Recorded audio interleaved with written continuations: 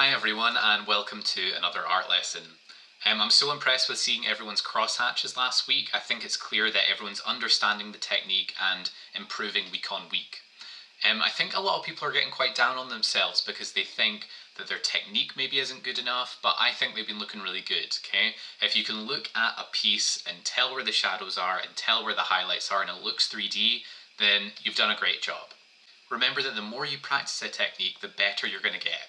There were lots of people saying things like, sorry, I've tried my best, but it's not very great. And to make it clear, trying your best is all we want, okay? I'm not expecting masterpieces from the first go because it takes years to get to that stage.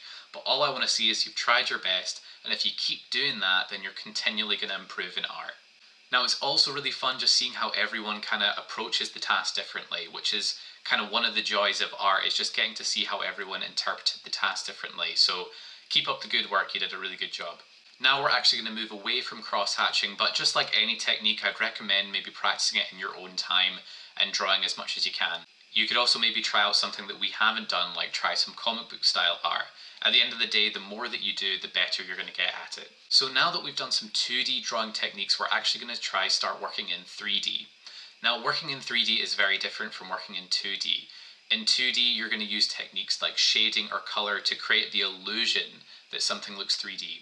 But when we're making in 3D, we don't need to think about that. What we need to think about is making it look good from every angle and playing about with shape and form. So some of the 3D areas of art and design are things like sculptures or architecture, fashion, product design, and all of these things require you to think about making something in 3D, and they can be made from loads of different materials, so clay, metal, wood, fabric, and some materials are much harder to work with than others. Like I'm sure you're familiar with in technical, wood needs to be carved, metal needs a lot of pressure to be bent or even melted down, and clay is a wet material that can be quite delicate to work with. So we're going to start working in 3D with a material that you're all going to have at home and you're all going to be familiar with, and that's paper.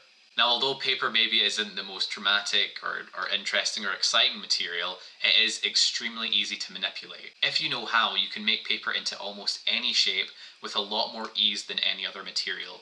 Just look at some of these amazing fashion pieces and all they've been made from is paper. So before we actually start to make anything, just like with the crosshatch, I think we should practice a few techniques with paper.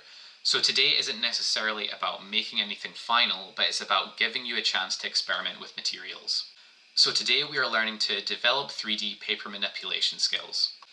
I will be successful if I can create paper feet, create paper quilling, create paper fringing, create paper loops, create paper fan folds, create a triangular prism, create a rectangular prism, create a cylinder, create a cone, create a pyramid, and create a box. Now that probably seems like lots of techniques, but as you can see here, they're actually quite simple, and I'll show you how to do each one individually. So you're going to need a few things for this. First, you're going to need a pencil and also paper. Now for my one, I'm using colored paper because it's a bit easier for you guys to see in the demo, but you don't need to. If you just have plain paper, that's fine. Next, I'm also going to need a pair of scissors. And lastly, if you have any glue, that would be perfect, but you can also use sellotape. Now, if you don't have glue or sellotape, try and think of what else you could use, but if you don't have anything to stick it, you can always just fold your pieces and then take a photo of it as it is. Now, the key to all of this is cutting things out as neatly as you can, pressing down on your folds to make them clean and sharp, and if you do both of these things, you're going to get a really nice and neat looking piece. Now I'm using colored paper, but plain paper is fine, or even any scraps of paper. Let's say you have things that have come through the door or spare letters, it's always best to recycle. So for these first few tasks, I'm just going to need a few strips of paper cut out. If you have a ruler, feel free to use it, or just to keep your lines straight. For the first task, the most simple way to make our paper 3D is by giving it feet. So I'm just going to fold down a little tab on either side, no thicker than your finger, making sure to line it up with the fold and press down so it's nice and neat, and then I can stick those 2 feet down and the paper sticks out.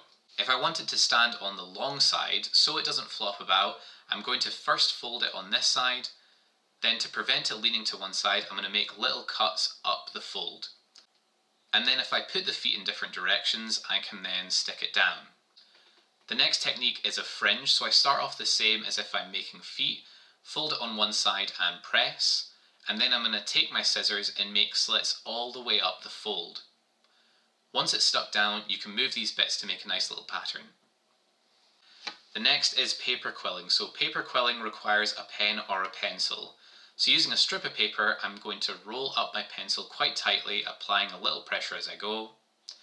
And then I have this quilling effect, and I just want to put the glue down on the edge to stick it down. To make loops, which are super simple, you just need a few thicker strips that are all the same size. All I'm going to do is put glue on the edge of one side and then fold the other side over to meet it. Make sure not to press down on the center because then it would become flat. If you stick a few down on top of each other, you get this nice effect.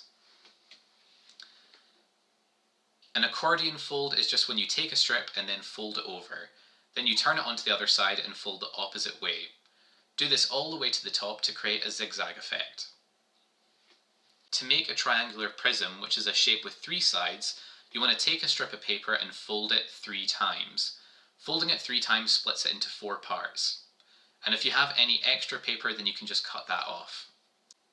If you glue one end and then attach it to the other side, then you have your prism. To create a rectangular prism, it's exactly the same way, except you fold it 4 times, splitting it into 5 parts. If I glue it in the exact same way, now I have an extra side, which makes my rectangular prism. To make a cylinder, you just want to take a thicker strip and then add glue to one side. Then you roll it over itself and stick it to the other side. Make sure to not squish it because then you might get some folds you don't want. Instead of that, just pinch it lightly. Now, so I can attach it to my paper, I'm going to have to add feet to it. So I'm going to make a mark with my pencil all the way around, trying to get it to the exact same size. Then I can cut little slits up to this part and fold them out to make feet, which I can now stick down. Now, to make a cone, you're going to need something circular, so like a cup or a mug, and then draw around it. Once you've done this, you can then cut out the circle. Now, it's always best when cutting a circle to move the circle round as you cut, rather than trying to turn your scissors.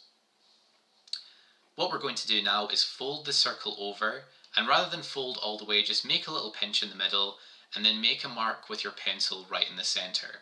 This would be the radius of the circle.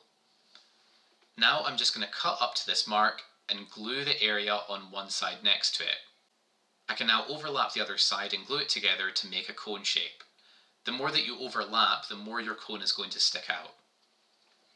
To make it stick down, again, we have to make little feet like we did with our cylinder. Next, to make a pyramid, I'm going to need to start off with a square of paper. Now, to make a square from a rectangle, you just need to fold one side over, making sure it lines up perfectly, which creates 2 identical triangles, which is just what a square is. If I cut off the excess, I now have my square. By folding it on the other side, I now have 4 triangles. Now all you need to do is just cut into one side going into the middle. I can glue the triangle next to it and then overlap them, and this makes my pyramid. Now to make the feet for the pyramid, it's a little easier because all I need to do is cut a little into each corner and then I can fold out my feet. And now I have a whole sheet of little paper experiments. Lastly, I'm just going to make a box with a separate sheet of paper. You can do this with a square or a rectangular sheet of paper. You don't need to do it as big as my one is, it can be much smaller. What we want to do is fold each side, making sure that they are the exact same length. If you have a ruler, that's great, or you can just use an object. Like I'm using this spool of thread to check each side is the same. Once you've done this, each corner will have a little square in it. Now you want to cut into one side of each square. Make sure it's just one, otherwise you'll just cut out the corner. If you then glue and overlap your edges, then you get your box, although mine is huge, so it's a bit more like a tray. So now that we have all these great experiments done, it means we can actually start to think about making something with them next time. Now that probably seems like loads, but they are actually really quick to do. Also, because you're going to be on holiday for a few days next week, I'm going to set this task for 2 weeks from now, because it should take you a little more than just one class worth of time. And remember, if you don't have any glue or sellotape, that's fine. Just try find another solution, like something like paper clips, or you can always just do the folding and hold it in place and then take the photo. So just remember, if you're having any issues, to just message or email me, and I'll be doing the weekly check-ins that you can pop into as well. Hope you're all keeping safe at home as always, and I hope you have a great holiday. See you next time.